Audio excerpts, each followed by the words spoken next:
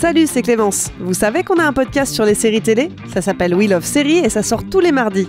On y parle de séries récentes ou de séries cultes, une série à la fois. Et comme on est très bavard, on y consacre chaque fois plusieurs épisodes. Vous êtes fan de Game of Thrones, de The Office, de Kaamelott ou encore des Simpsons ? Notez bien, We Love Séries, c'est un épisode tous les mardis. Disponible sur Deezer, Spotify, YouTube et toutes les bonnes applis de podcast.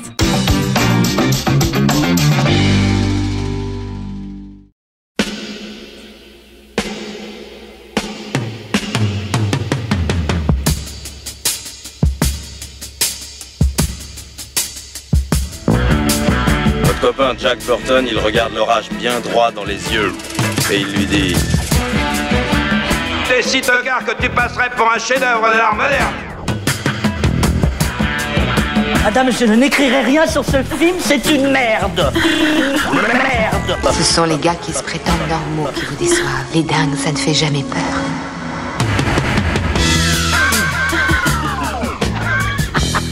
Elle nous connaît dans les coins, la frangine. Salut, c'est Clémence. Bienvenue dans Sale temps pour un film, l'émission qui fait la pluie et le beau temps sur le cinéma. Tous les mercredis, on se retrouve pour vous parler de la sortie de la semaine. On la décortique, on l'analyse, on la traite en profondeur. Alors forcément, pour en parler de la façon la plus complète et détaillée possible, on va spoiler, soyez prévenus. Et si vous n'aimez pas ça, on vous recommande de voir d'abord le film et ensuite de nous écouter. Derrière les micros, une bande de chroniqueurs au style inimitable. Ils n'ont pas leur pareil pour tailler des costards. J'ai le plaisir de retrouver Julien. Salut Clémence. Et Stéphane. Salut Clémence. À la technique, ils découpent avec soin nos enregistrements et puis ils vous confectionnent des émissions cousues main. Bonsoir Alain. Salut à tous. Et on dit merci à Latex pour l'habillage sonore. Cette émission existe grâce à tous les auditeurs et les auditrices qui nous soutiennent. Merci à toutes et à tous pour vos contributions. Si vous aussi, vous voulez nous aider à grandir et à développer de nouveaux contenus, de nouvelles émissions, n'attendez plus. Rendez-vous sur patreon.com, mot-clé Capture Mag. Et puis, last call, si vous voulez voir ou revoir Rocky sur grand écran au cinéma, c'est ce samedi que ça se passe. On vous le propose pour la séance Capture Mag. Rendez-vous à 19h au Club de l'Étoile. Cette semaine, luxe, famille et trahison. On va vous parler de House of Gucci. Alors quand je dis Gucci, ça évoque peut-être pour vous des défilés de mode ou des chaussures très très chères, mais Gucci c'est aussi un drame, l'assassinat de Maurizio Gucci le 27 mars 1995. Maurizio Gucci, c'est le petit-fils et héritier du fondateur de la marque et ce crime c'est son ex-femme qui l'a commandité. Un scandale qui fait la une des tabloïds italiens et qui vaut à la femme en question, Patrizia Reggiani, le surnom de Veuve Noire. L'histoire de ce couple et son issue sanglante, elle a d'abord été racontée dans un livre publié par Sarah Gray Forden en 2000. Et dès 2006, Ridley Scott est annoncé pour en réaliser l'adaptation sur grand écran avec Angelina Jolie et Leonardo DiCaprio dans les rôles principaux. Le projet fait du surplace et Ridley Scott finit par refiler le bébé à sa fille, la réalisatrice Jordan Scott. Le temps passe mais rien n'aboutit, si bien qu'en 2016, le projet change encore de main et atterrit chez Wong Kar-wai. Mais là non plus, ça ne se concrétise pas. Finalement, en 2019, MGM reprend le film et retour à la case départ. La réalisation est confiée à Ridley Scott. Une brochette d'acteurs impressionnante est réunie pour l'occasion, avec Lady Gaga, Adam Driver, Jared Leto, Salma Hayek, Jeremy Irons, Al Pacino. Et le film sort en salle le 24 novembre 2021, l'année des 100 ans de la marque italienne. Alors, puisqu'on est dans Sale temps pour un film, c'est quoi votre météo perso sur House of Gucci ? Julien. C'est moi qui commence. C'est toi qui commence. Je l'ai déjà fait. Pardonne-moi Clémence, mais je vais encore mettre le ciel tout blanc là. Voilà, un peu frisqué quand même. C'est vraiment un temps de merde, quoi. Il faut dire les choses comme elles sont, quoi. Un sale temps. Ah, c'est pas très sympa. Bien brumeux. Voilà, un temps de novembre. Non, parce que la brume c'est sympa, quoi. Non, il y a rien. C'est tout blanc. Ok. Stéphane ? Moi je dirais la brume, mais parce que en fait Tony Scott, j'ai dit n'importe quoi, excuse-moi Tony, Ridley Scott abuse de filtre, donc voilà quoi, et de fumigène et de choses comme ça, donc en fait on se perd un peu dans tout ça, c'est un peu moche. Et effectivement, comme dit Julien, c'est quand même le seul réalisateur, j'ai l'impression, qui va en Italie, et en fait, à chaque fois qu'il y va, il fait moche. Donc à chaque fois qu'il filme l'Italie, c'est pas très beau, alors que moi, je suis allé en Italie, en général, il y a du soleil et tout. Chez lui, c'est toujours très, très, effectivement, le ciel blanc, pas très avenant, quoi. Bon, donc, un temps pourri pour House of Gucci. On va voir tout de suite pourquoi. Alors, Julien, est-ce que tu nous ferais l'honneur, s'il te plaît? Bah oui, alors rebondissons du coup sur ce que disait Steph. C'est-à-dire que un des trucs quand tu vois Ridley Scott qui s'attaque à House of Gucci, c'est que tu te dis mais pourquoi lui il s'intéresse à ce projet-là. C'est-à-dire que Scott, il est quand même encore aujourd'hui, je pense, identifié pour les gros succès de ses débuts et même pour les films pour lesquels il a été enfin reconnu, on va dire, par la critique et par le public. C'est-à-dire, je pense à Gladiator, à Black Hawk Down, tout ça. Il avait un parti pris plastique plutôt fort. Qu'on aime ou qu'on n'aime pas, hein, mais voilà, qui était là. C'est un autre débat sur ce que je pense de ces deux films-là, mais voilà.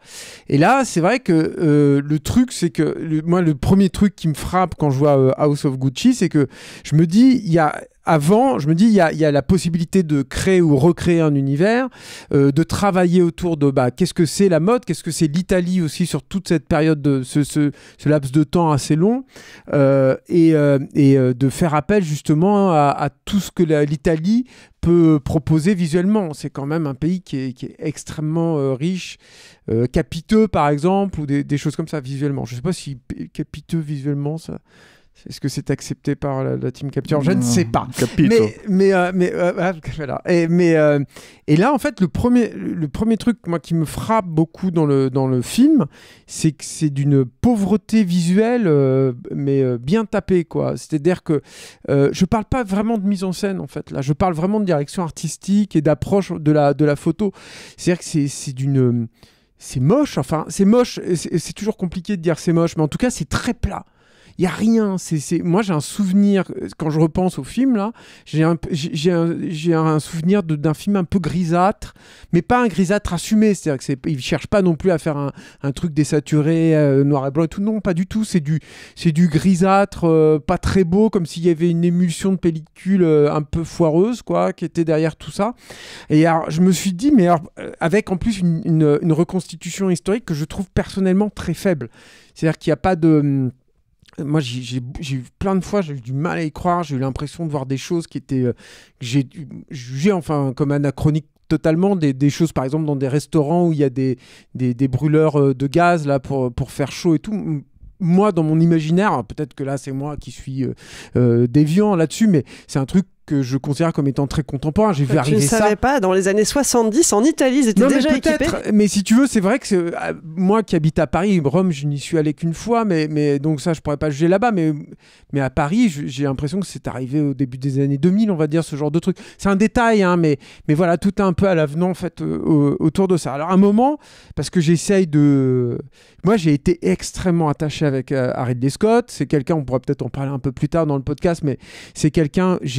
Moi, j'ai couru après lui pendant toutes les années 90, c'est-à-dire que je suis quand même monté à Paris, je vivais pas à Paris à l'époque, pour aller voir L'âme de fond.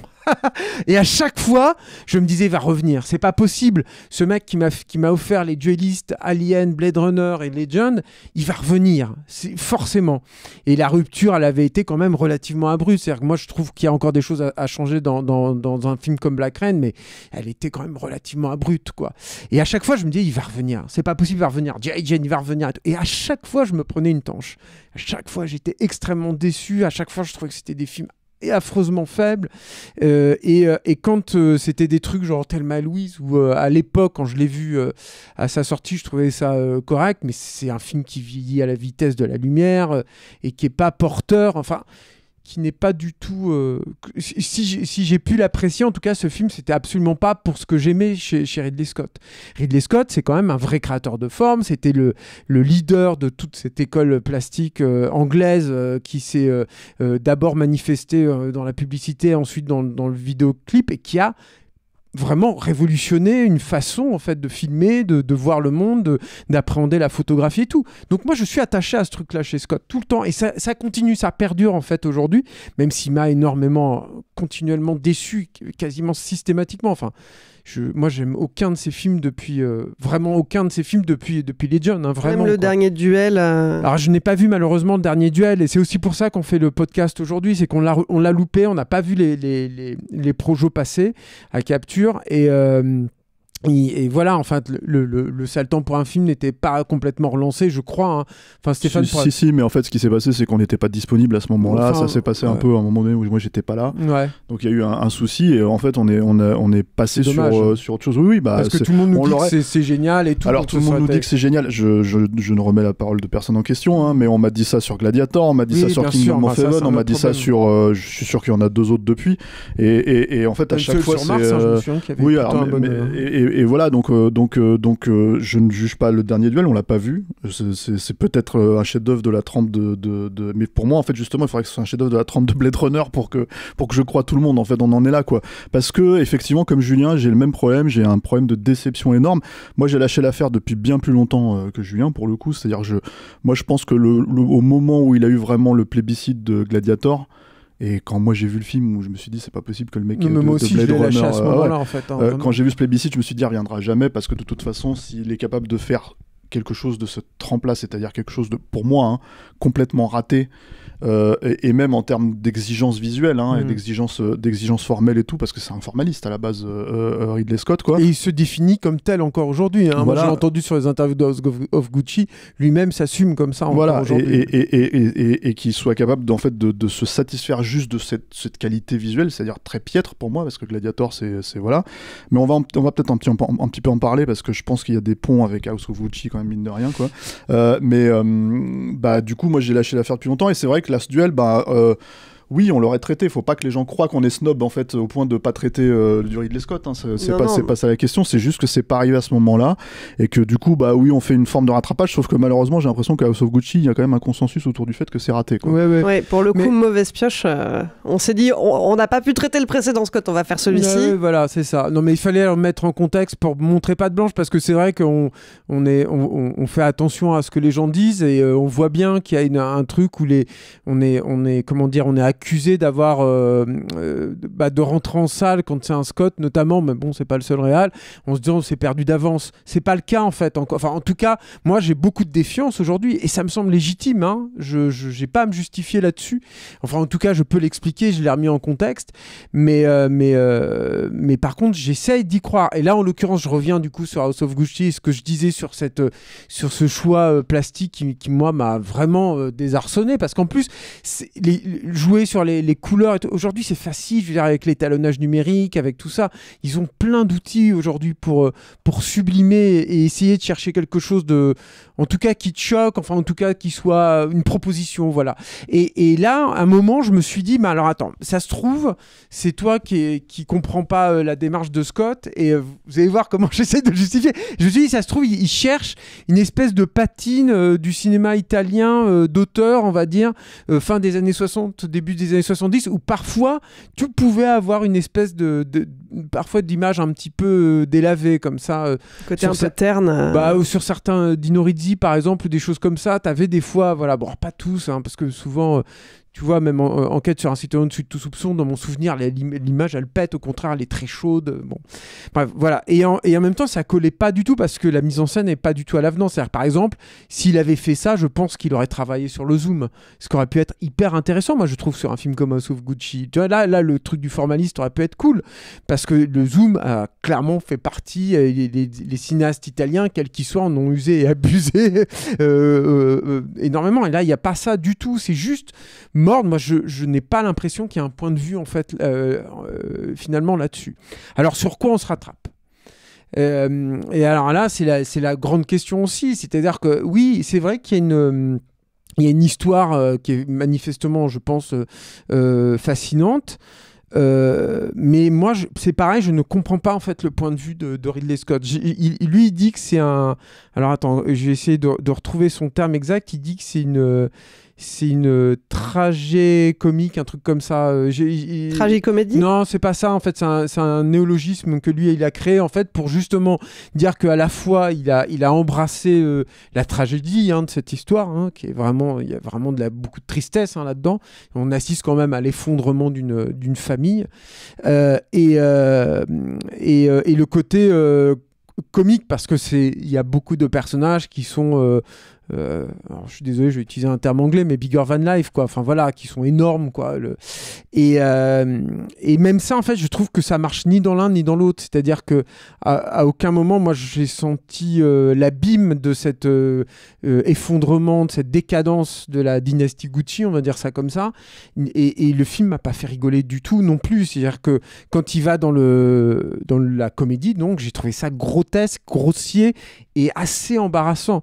Il y a notamment, et je pense que ça c'est dû aussi au casting d'une part, mais aussi à la direction de comédien. C'est-à-dire que quand tu laisses Al Pacino et Jared Leto faire des scènes comme, à un moment ils ont une scène de signature et il y a Al Pacino qui signe le document. Moi, j'adore Al Pacino, hein, vraiment, mais là, c'est pas possible. Enfin, c'est pas une scène comique, par contre, là. Elle est pas comique, mais lui, enfin, je sais pas d'ailleurs ce qu'il a voulu faire à ce moment-là, mais c'est embarrassant. Enfin, moi, je trouve que c'est très, très, très embarrassant. Et c'est la même chose avec Jared Leto, quoi. C'est-à-dire que ça aurait pu être un beau personnage, en fait, le personnage qu'il joue, parce que justement, c'est un mec un peu cassé. Qui est le vilain petit canard de la famille. Qui est persuadé d'être un artiste. Et qui dont tout le monde se moque, en fait. Et moi, j'aime beaucoup ces personnages-là parce qu'au final, c'est des monstres, ce type de personnages-là. C'est-à-dire que c'est des personnages qui ne rentrent pas dans une norme et qui, du coup, souffrent de ne pas rentrer dans cette norme-là et qui ne cadrent nulle part. Et sauf que là, en fait, j'ai pas de point de vue non plus. Et du coup, moi, j'ai beaucoup de mal à me positionner vis-à-vis de tout ça, quoi. Donc, au final, j'en tire rien en fait de ce film, c'est-à-dire que visuellement moi je vais pas tirer vraiment grand chose. Je vois bien qu'il y a un travail sur la taille des deux acteurs là, de Adam Driver et de Lady Gaga. Je vois bien qu'il y a un petit peu de travail aussi sur les costumes, surtout d'Adam Driver, c'est-à-dire que le côté très enfin de plus en plus lâche un petit peu des costumes qu'il peut porter, et je trouve que Lady Gaga est vachement bien. Alors moi ça c'est un énorme problème pour moi. Non, moi je la trouve vraiment bien. Et il y a le maquillage de Jared Leto, je parle du maquillage, pas de l'interprétation de Jared Leto, que je trouve techniquement assez hallucinant, quoi. Alors moi j'avais ressorti son nom, puis je l'ai interviewé ce gars-là. Mais c'est celui qui avait fait qui était superviseur des effets spéciaux de maquillage d'un film qui s'appelle Border, qui est un film très étonnant, qui me plaira probablement pas à tout le monde, mais que je vous conseille de voir, c'est une expérience. Et qui avait déjà, en fait, qui est un peu spécialiste de ça, c'est-à-dire des maquillages prosthétiques très réalistes. Border, c'était ça, justement. C'était un film sur des personnages et tu vois les mecs au début, tu te dis, mais il allait chercher qui, là ? C'est des gens qui sont... qui pâtissent d'une maladie peut-être, de quelque chose, tu as un doute en fait, est-ce qu'ils sont maquillés ou pas, est-ce qu'ils sont du coup réels ou pas, vers où va me conduire le film. Et ça c'était permis par son travail. Bon, c'est pas lui qui avait posé les maquillages, c'est un Français, Pierre-Olivier Persin, mais il n'empêche que voilà, c'était... ça c'est quand même bon voilà, c'est un atout. Vous voyez, au final c'est quand même relativement maigre. Mais toi tu n'aimes même pas Lady Gaga dans le film, hein. Non, Lady Gaga, je pense que c'est un peu... Alors, je suis peut-être un peu biaisé hein, sur l'affaire, mais Lady Gaga, pour moi, c'est un peu comme Madonna, en fait. C'est pas des actrices, en fait. C'est des stars. C'est des personnages de public, en fait, qui ont une énorme aura, qui ont un énorme charisme, hein, mais qui se piquent d'avoir un espèce de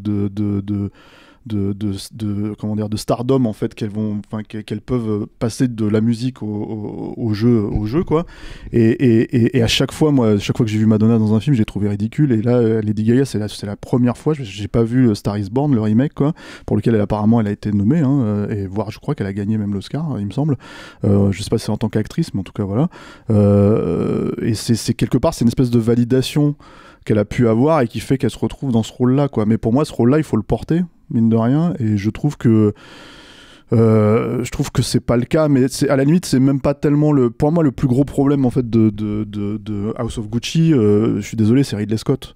En fait, et pas uniquement parce que justement il est comment dire, et ce qui est vrai, hein, comme le dit Julien, il est en retrait vraiment en termes de formalisme et de mise en scène, quoi. Mais aussi parce que je pense que cet univers-là, que ce soit dans la comédie, que ce soit dans l'aspect satirique que c'était censé traiter, parce que c'est quand même un univers grotesque en fait, c'est un univers de Richard. Pour nous en fait, ça nous dépasse complètement ce genre de comportement et ce genre de dès le début par exemple le personnage c'est-à-dire que le personnage de Lady Gaga devrait être un personnage qui est un point d'entrée pour nous, pour rentrer dans cet univers de luxe qui devrait nous fasciner, et en même temps avoir un certain recul pour qu'on soit un peu dégoûté par tout ça, quoi. Puisque, en fait, c'est quand même un peu le principe de cette histoire. Si tu racontes l'histoire tragique, pas seulement d'une famille, en fait, mais dans un milieu qui est quand même clinquant, qui est quand même hyper, superficiel, c'est ce que tu es censé faire ressortir, pour moi, en fait, à travers cette histoire-là, dans ce film-là, si tu parles du meurtre, si tu parles de toutes ces choses-là, parce que toi, tu as raconté l'histoire vraie quand tu l'as présentée au début, Clémence, mais faut le dire, le meurtre, il arrive un quart d'heure avant la fin, quoi. C'est sur un film de 2h40. C'est-à-dire que le film, moi, on me l'avait vendu comme ça raconte l'histoire du meurtre. Je m'attendais à un procès, je m'attendais à ce qu'on parle de la façon dont ça a été traité par les tabloïds, etc. Et en fin de compte, non, ça raconte l'histoire du couple et de la maison Gucci dans sa chute. Mais le meurtre en lui-même et le procès, c'est traité en une scène qui dure... C'est le pinacle de cette décadence. Moi, ça me gêne pas forcément, ça. Non, mais ce que je voulais dire par rapport à ça, c'est que en fait, c'est vendu comme un crime drama. C'est-à-dire qu'il y a quand même un truc qui cartonne pas mal en ce moment. Hein. T'as une super série qui est American Crime Story en fait qui se base là-dessus, quoi. C'est des crime drama avec des vrais crimes en fait qui sont fictionnalisés, quoi. Et d'ailleurs, la toute première saison, la People versus O.J. Simpson, c'est super, quoi. C'est vraiment, c'est à voir, c'est hyper documenté et tout, quoi. Là, je doute pas que ce soit documenté, même si je pense qu'il a pris des libertés avec c'est adapté du livre. Oui, mais il a pris des libertés, je pense, avec l'histoire vraie, quoi. Ne serait-ce qu'en termes de temporalité, quoi. Mais ça, c'est pas très grave, on s'en fiche, c'est pas ça le problème. Le problème, c'est que Ridley Scott, c'est quelqu'un qui, quand même, sert la soupe à tous ces gens qu'il est en train de critiquer, en fait. C'est-à-dire que, c'est un pubard, Ridley Scott. Alors, c'est pas un problème en termes visuels, mais c'est un problème en termes de, je veux dire... Il y a une évidence en fait qu'il a quand même une fascination pour le bling-bling à la base, Ridley Scott. Et du coup, le bling-bling qui pour moi m'a toujours posé problème. En fait, une des raisons pour lesquelles je n'aime pas, et vraiment, les gens comparent Tony Scott et Ridley Scott parce que c'est deux frangins, mais pour moi, comparer Ridley Scott, et ils comprennent pas, souvent quand je défends énormément Tony Scott et que je tape sur Ridley Scott, les gens ne comprennent pas pourquoi. Mais pour moi, c'est comme si tu comparais... je sais pas moi, Kubrick et Fincher, où ça n'a pas lieu d'être en fait. C'est-à-dire que c'est chacun est son propre cinéaste en fait, chacun est à sa propre voix, et c'est pas parce que c'est deux frangins et que vaguement ils utilisent des filtres que voilà, d'un seul coup en fait ils ont la même mise en scène. C'est complètement faux. C'est-à-dire en termes de vraiment de découpage, de façon de penser les choses, c'est pas du tout. Ils ont rien à voir. Ils ont un cerveau qui fonctionne complètement différemment. Et du coup, ce côté bling-bling dont je parle, c'est pas que parce qu'il fait de la pub. C'est-à-dire que moi, c'est le problème que j'ai avec Gladiator. Quand je regarde un film comme Gladiator, j'attends un film historique de façon... C'est-à-dire que d'un seul coup, Ridley Scott, c'est quelqu'un dont je pense qu'il a la capacité de surélever le péplum. De dire à un moment donné, je prends pas le péplum de haut, hein, mais de dire, je fais faire un péplum, un vrai péplum, mais je vais le faire historiquement avec comme la romantique, comme vous ne l'avez jamais vu, parce que les anciens péplums n'avaient pas les moyens.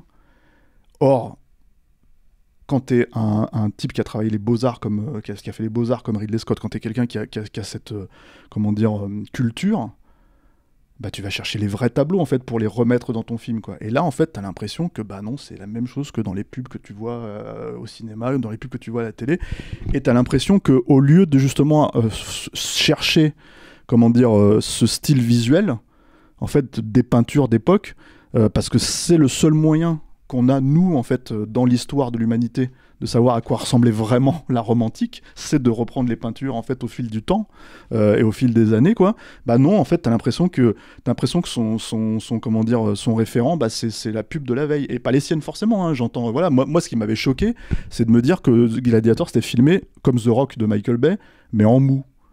Donc voilà, et ça c'est un des premiers problèmes.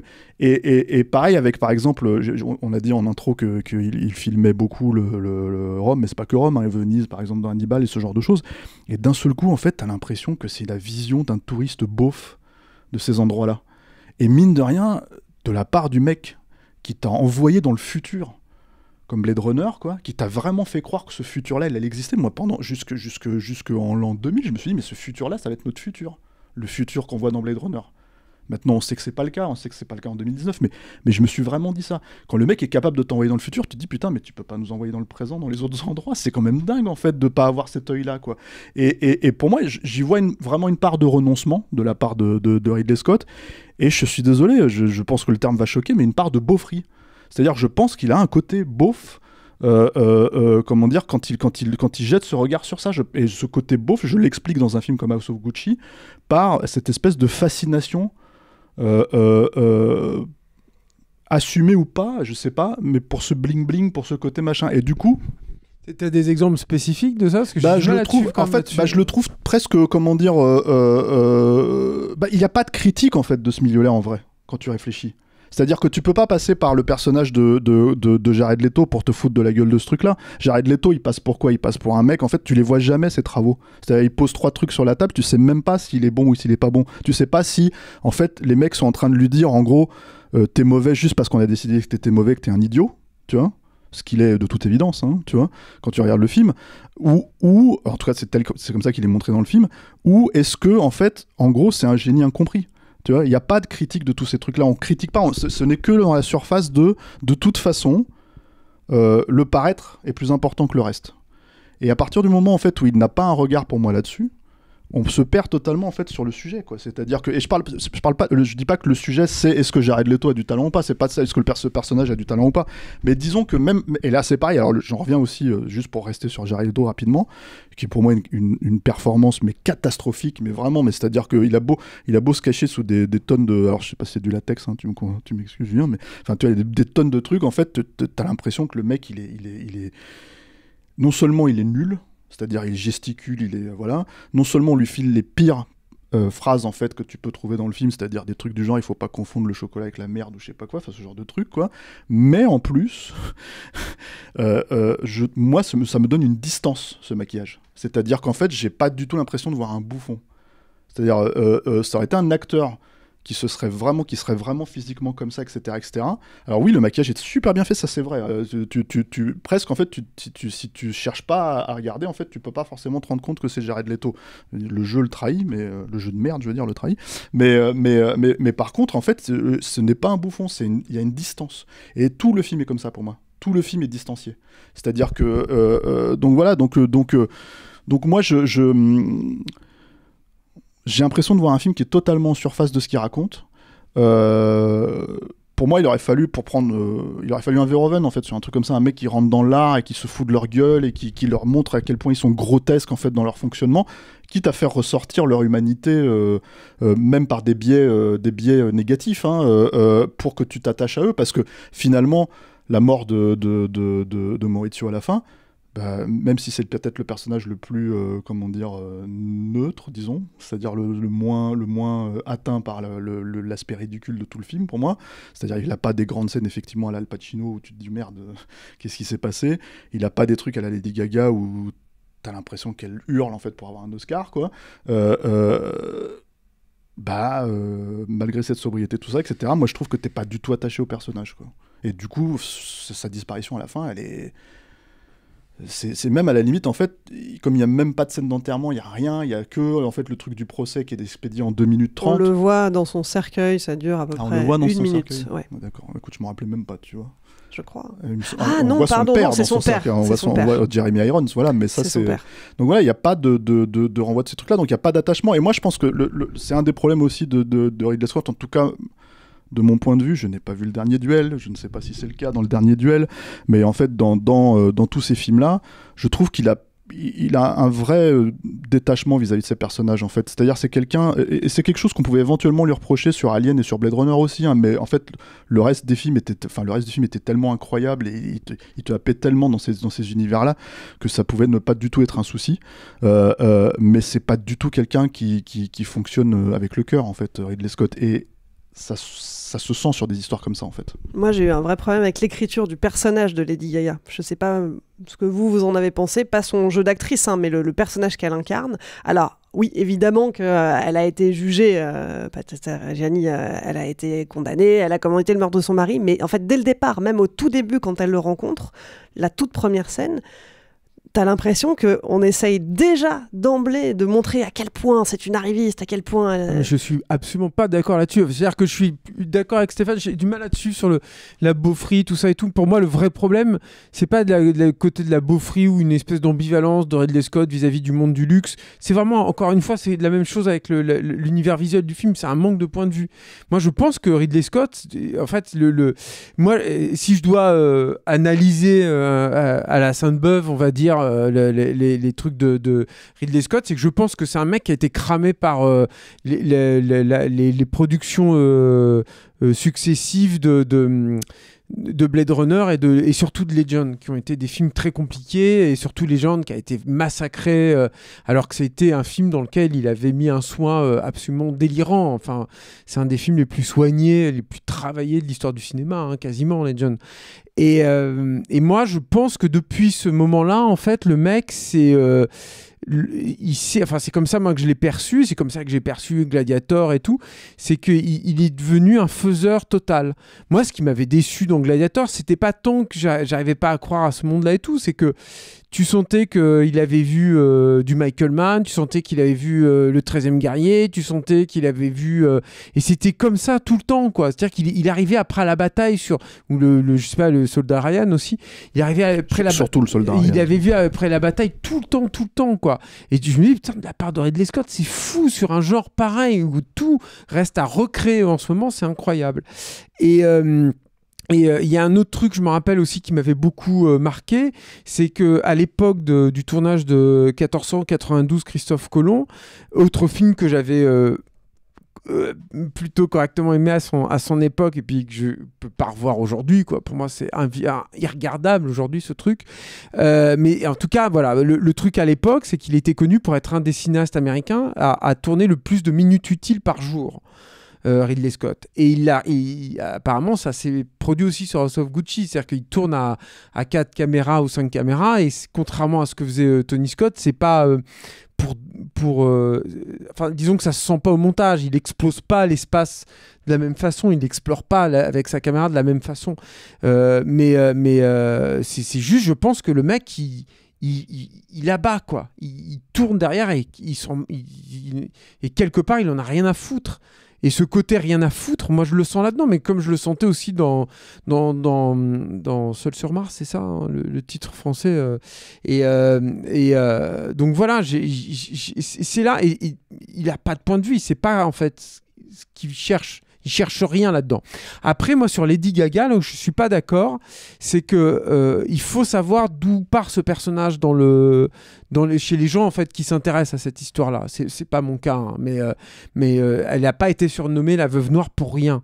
C'est-à-dire qu'elle c'est la méchante de l'histoire. Et moi, je ne suis pas d'accord avec ça. Je trouve qu'elle n'est pas traitée comme ça au début.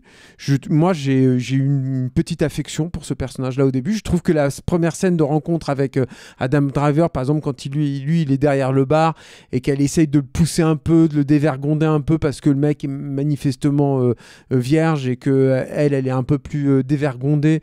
Il y a une espèce de candeur là-dedans. Leur scène d'amour, par exemple, dans l'espèce de petite caravane là et tout. Moi, et là, pour le coup, je revois un petit peu de trucs italiens en fait, dans le côté très cru en fait de ces ébats là et tout. Bon, ça reste un peu timoré, hein, pour que vraiment je rattrape ça, et je l'ai pas cité tout à l'heure.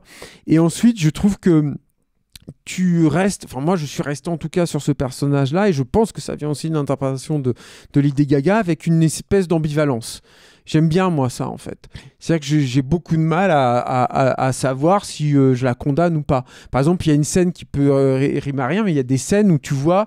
Mais moi, j'aime bien, en fait, quand t'as cette ambivalence où, voilà, je revenais avec le personnage de Pacino, par exemple, où il y a 2-3 moments où il lui fait bien sentir la misogynie totale de ce milieu-là et de cette famille, et ça te donne quand même des billes pour tout ce qu'elle fera ensuite. Et pareil, moi j'aime bien quand le personnage de Camille Cotin qui n'existe pas. Pareil, moi Camille Cotin, je trouve que c'est une super actrice. Hein. Elle a quelque chose, elle a du charisme et tout, cette fille. Et là, mais elle est complètement absente. Enfin bon, bref. C'est le rôle qui veut ça. Ouais, c'est clair. Et mais la scène, par exemple, au ski, quand elle arrive avec cette espèce de combinaison où elle sort complètement du truc, là, pour le coup, il y a un choix visuel de costume et tout qui, moi, je trouve fonctionne plutôt correctement. Le problème, encore une fois, c'est que je trouve que ce travail-là n'est pas poussé jusqu'au bout et notamment qu'on la perd complètement à la fin.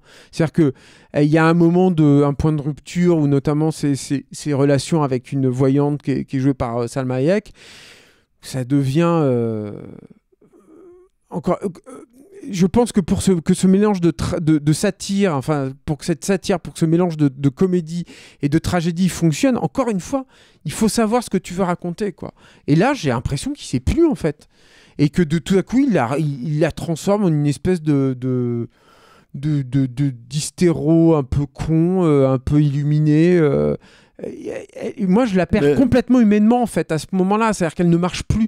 Elle dit, je ne sens plus son amour, je ne sens pas son cœur brisé, je ne sens même pas cette volonté de revanche sociale, je ne sens plus rien, en fait. Je sens juste que et c'est dommage parce qu'il y a un point d'équilibre, malgré toutes les réserves que j'ai sur le film, qui est tenu juste avant. Ça m'a pas permis de ne pas m'emmerder royalement au film, hein, mais c'est là et ça, voilà. Moi, je rejoins Clémence en fait sur ce point, mais pour une raison très simple, c'est que je pense que tout le fonctionnement de Ridley Scott, c'est d'être un gros bourrin. Quand je dis que c'est un beauf en fait et qu'il a une approche de beauf, ça participe aussi. C'est pas que visuellement, hein.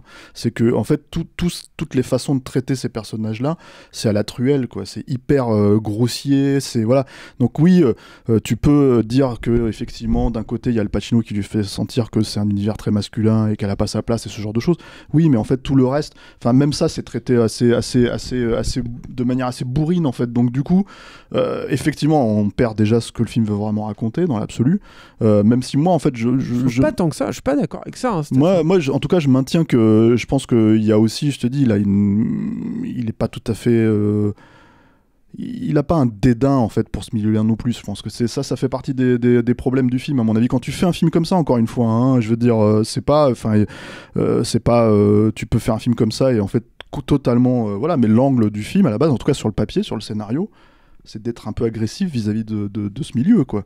Et le film ne l'est pas vraiment, quoi. Donc le truc, c'est au bout d'un moment, et c'est vrai qu'il prend pas parti, mais par contre, si tu veux qu'il ne le soit pas au début, et notamment sur la façon qu'il a dépeint le personnage de Pacino, moi ça me dérange pas. On parle de Pacino, quoi. Mais le personnage de Jeremy Irons, c'est un personnage qui dit ouvertement qu'il ne veut pas que son fils épouse justement une nana dont la famille en fait c'est une famille de routiers, quoi, qui a une entreprise de routiers.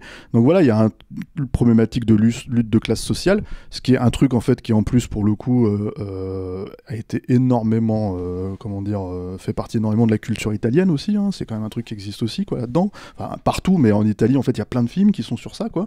Donc du coup voilà, enfin je veux dire non, tout ça c'est assez clair en fait que normalement le parti pris qu'il devrait prendre vis-à-vis de ça, c'est un parti pris où on est censé être du côté du personnage de Lady Gaga, on est censé être du côté du personnage d'Adam Driver dans ce moment-là, et en fait le film il s'en fout, il te montre les trucs un peu comme ça et puis ça s'arrête là. Si toi en fait tu t'en restes à ce que le scénario raconte, tu le comprends, mais le film te le vend pas en termes émotionnels, quoi. Et du coup voilà, mais ça fait partie de toute cette problématique en fait. Pour moi c'est tout le truc de comment dire bon, et puis Ridley Scott il fait beaucoup de films, hein. Je veux dire, le dernier duel il est sorti il y a 1 mois et demi, hein. Alors certes il y a eu le Covid, certes il y a eu tout ça, etc. Mais c'est quelqu'un qui tourne énormément, qui tourne très très vite effectivement, et oui et c'est un vieux monsieur maintenant aussi, il a 84 ans, c'est admirable, hein, qu'il puisse faire des films aussi gros à cet âge-là encore, hein. Ça, je veux dire, on l'accorde à George Miller quand il fait Mad Max, donc on peut l'accorder aussi à Ridley Scott, quoi. Mais oui, enfin voilà, donc oui, moi je sais même pas si on a vraiment grand chose à rajouter sur le film en soi. Moi enfin ce que je vois en fait quand je vois un film comme ça, c'est une brouette à Oscar. C'est-à-dire que vraiment, je me dis, ok, donc en fait, tu regardes la bande-annonce et d'un seul coup, t'as tous les gens qui sont nommés ou qui ont gagné l'Oscar, en fait, qui sont présentés à la queue leu-leu, comme ça, tu vois. Donc, t'as Ridley Scott, t'as Lady Gaga, t'as Al Pacino, t'as Jeremy Irons, t'as machin, même si c'est des Oscars qu'ils ont eu il y a 30 ans, quoi. Et en gros, le film se fait parce que t'as effectivement le nom de Ridley Scott et t'as tous ces gens en fait derrière pour dire voilà, ça se veut être un grand film à Oscar, et à mon avis ils se sont plantés mais dans les grandes largeurs. Je pense que ça va jamais aller aux Oscars, un truc comme ça, peut-être un ou deux trucs, mais voilà, donc c'est déjà cette ambition là en fait. Je pense pas que ce soit que du market. Je pense qu'il y a aussi cette volonté chez Ridley Scott. Il a cette aura à la base. On a beau lui taper dessus depuis tout à l'heure, en fait, il faut quand même, c'est quand même un cinéaste qui est révéré. Il faut remettre un peu les pendules à l'heure, quoi. Et pour moi, ça fait chou blanc aussi là-dessus, quoi. C'est-à-dire qu'en gros, et puis là, même pas seulement en termes de qualité, je pense même en termes de ce que c'est en fait dans la façon dont ça sort, quoi. Je pense que on est plus. Pour moi, c'est un film à l'ancienne, en fait, mais pas dans le bon sens du terme. C'est-à-dire que, en gros, c'est un film où, quand je vois en fait qu'on va chercher un mec comme Jared Leto parce qu'il a cette street cred d'acteur à Oscar, etc., qui est complètement usurpé à mon sens, mais qu'on le maquille pour lui faire jouer ce rôle-là. En fait, c'est vrai. Enfin, t'as l'impression de revenir 40 ans en arrière, en fait, et dans ce genre de choix de casting. Et du coup, la véracité, enfin, aujourd'hui, on est dans un monde en fait où il y a énormément de films qui sortent, énormément aussi ce qu'on appelle maintenant du contenu. Et du coup, à défaut d'avoir des films de qualité, parce qu'on en parle suffisamment ici pour savoir que c'est pas le cas, on commence aussi à percevoir qu'il y a des choses qui se font plus vraiment, quoi. Et en tout cas, si tu le fais, il faut vraiment que tu aies effectivement un point de vue. Et là, malheureusement, c'est pas le cas. Donc voilà. Julien, tu es d'accord avec ça, que c'est un film à l'ancienne qui n'aura pas d'Oscar ? Ouais, je sais pas trop. Oui, que ce soit un truc. En fait, que le film ait été produit parce qu'il y a un espoir d'avoir des Oscars, oui, c'est indéniable. C'est le modèle économique de ce type de film. Après, sur le reste, je sais pas trop. Non, moi, je vois pas trop ça. Bien aimé, en fait. Moi, je reste vraiment sur cette problématique de point de vue qui est pour moi fondamentale à peu près à tous les niveaux, quoi. Si je dois résumer mon avis là-dessus, quoi. C'est vraiment ça, en fait. C'est ce qui est paradoxal chez Ridley Scott, c'est qu'il est encore cette aura d'auteur, alors que régulièrement, parce que j'ai pas vu tous ces derniers films, mais j'en ai quand même vu un bon paquet, quoi. Et régulièrement, quasiment tous ces derniers films, pour moi, il manque de ça, en fait. Il manque d'une patte, en fait. Alors, on n'a pas vu le dernier duel. Mais on n'a pas vu le dernier duel. C'est le même directeur de la photo dans les deux. Ah ouais, mais il est pas là, franchement. Darius Wolski. Darius Wolski, moi j'ai beaucoup de mal, quoi, aussi. Ça fait un moment en plus.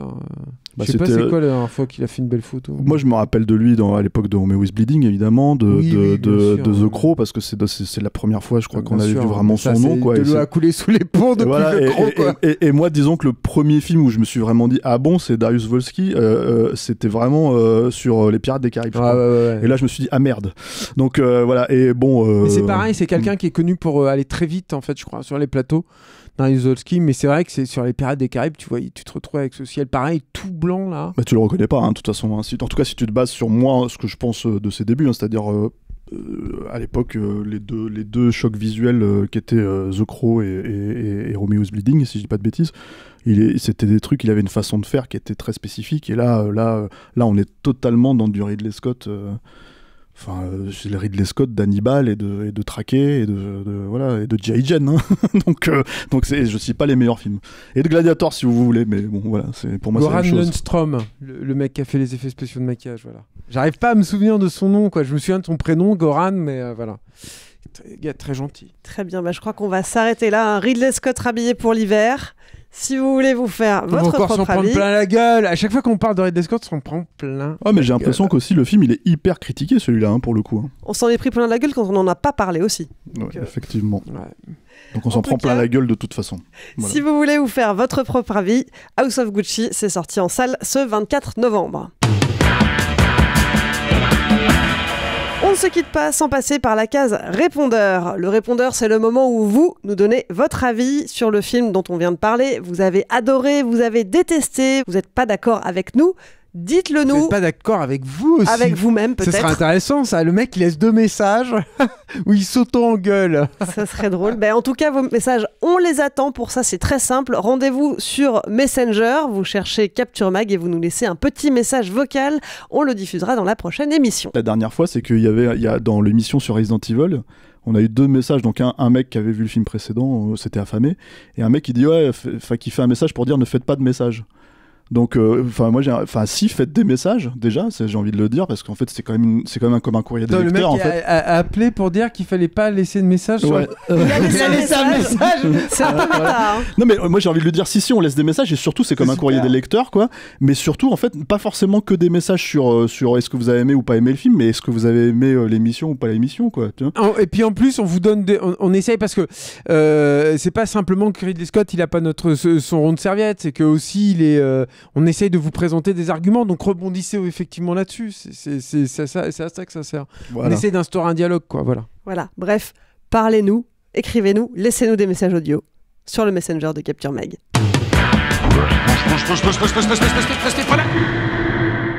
Ça le temps pour un film, c'est fini pour aujourd'hui. Julien, Stéphane, merci. Merci Clémence. Merci Clémence. Merci Alain à la régie. Merci à vous. Et puis merci à vous qui nous écoutez et qui êtes un peu plus nombreux chaque semaine. Si vous nous découvrez pour la première fois, pensez à vous abonner pour ne louper aucun épisode.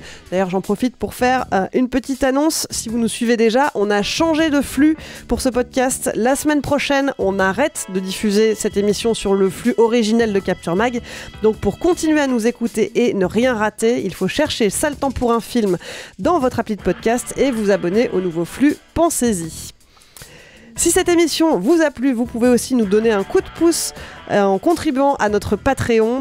Ça nous aidera à grandir encore un peu. Pour ça, rendez-vous sur patreon.com, mot-clé Capture Mag. Et puis, il y a plein d'autres manières de nous soutenir. Vous pouvez parler de nous à vos amis, nous mettre des étoiles sur les applis de podcast, nous relayer sur les réseaux sociaux ou vous abonner à la chaîne YouTube. Vous pouvez laisser des messages aussi. Et vous pouvez laisser des messages d'amour à Julien et à toute l'équipe sur le répondeur. Allez, je vous laisse, ça le temps pour un film. On se retrouve la semaine prochaine. D'ici là, bonne semaine. Salut!